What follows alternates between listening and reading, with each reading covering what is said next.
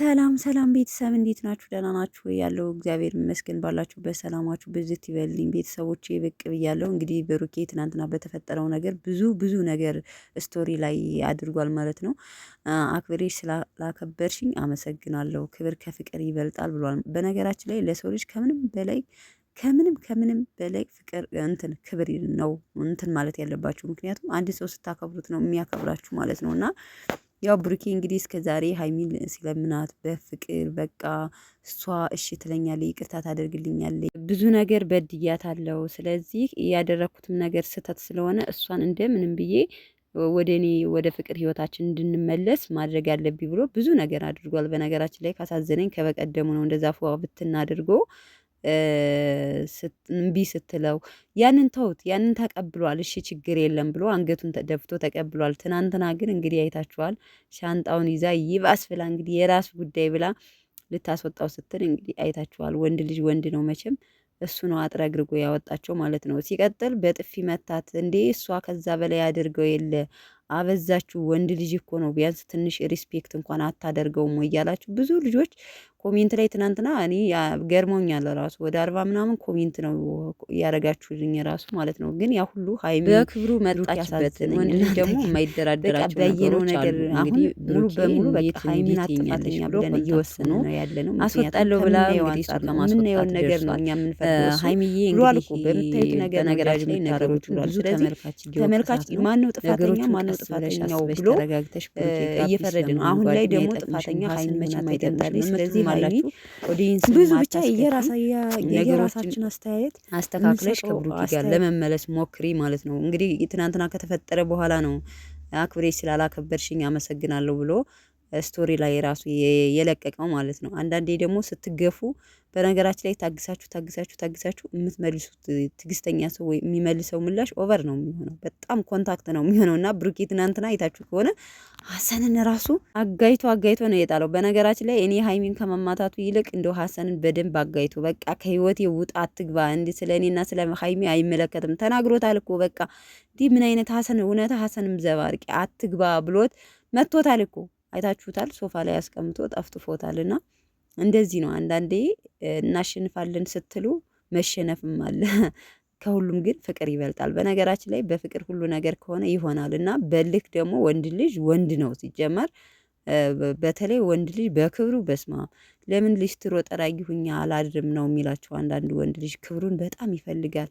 አንዳንድ ወንድ እመቤቴን ነው የምላችሁ እኔ ካየሁትም ትክክለኛ ሪል የህይወት ታሪክ ወንድ ልጅ በጣም ክብር ይፈልጋል።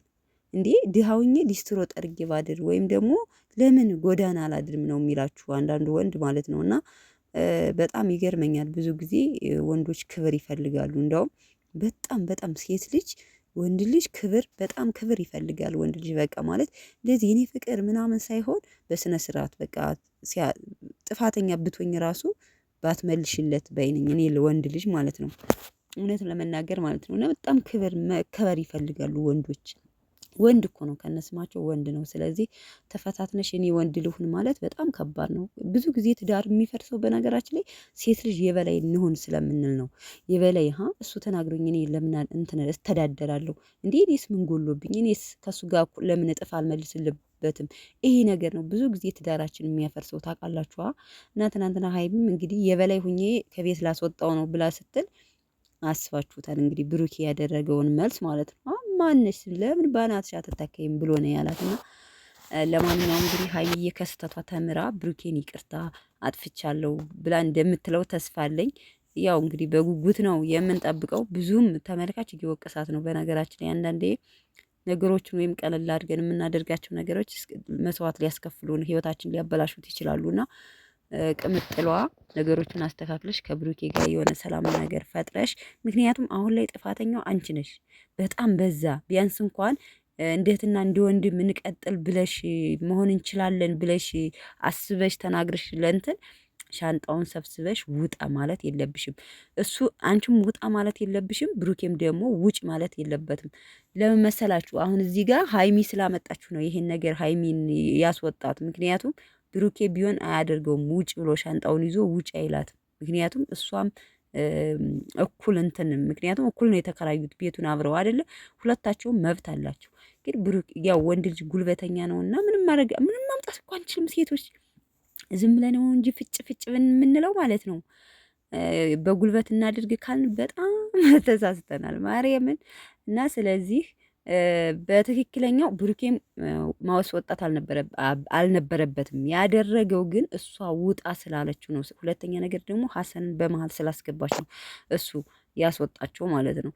ስለዚህ ይህን ነገር ስህተት ሰርተሻል ነው። እኔ በነገራችን ላይ ከትናንትናው ነው መብቷ ነው። አንድ ልጅ ካልተመቻት ነፃነት ካልሰጠት አልፈልግም ማለት መብቷ ነው፣ ብሩኬን ማለት ነው። ግን ደግሞ እኩል እንትን የሚሉበት ቤት ላይ ውጣ ማለት ተገቢ ነው ብዬ አላስብም። ያው እንግዲህ አይታችሁታል የተፈጠረውን ነገር። ሲቀጥል እንግዲህ ቅመሟን ዘወር ዘወር ስል አገኘዋት። በነገራችን ላይ እንደዚህ ስታይል ጸጉር ተሰርታ ማለት ነው ይመስለኛል። ይሄን ጸጉር ስታይል ቲክታክ ላይ ብዙ ልጆች እንደውም ኧረ ቤት ነው ቤት ነው ቤት ነው እያሉ ነው ኮሜንት ላይ ማለት ነው ይመስለኛል። ይህንን ስታይል ተሰርታው አልተመቻትም፣ ቀይራው ይመስለኛል። እውነት ለመናገር ብዙም አይደለም ግን የሆነ ሳትፈልግ ቪዲዮ ቀርጸውባት ለቀውባታል ማለት ሳትፈልግም ሳይሆን ሀይሚ ምንም ችግር የለም ማለት ምናቃት ናት ሀይሚ፣ ሌላ ሀይሚ የለም።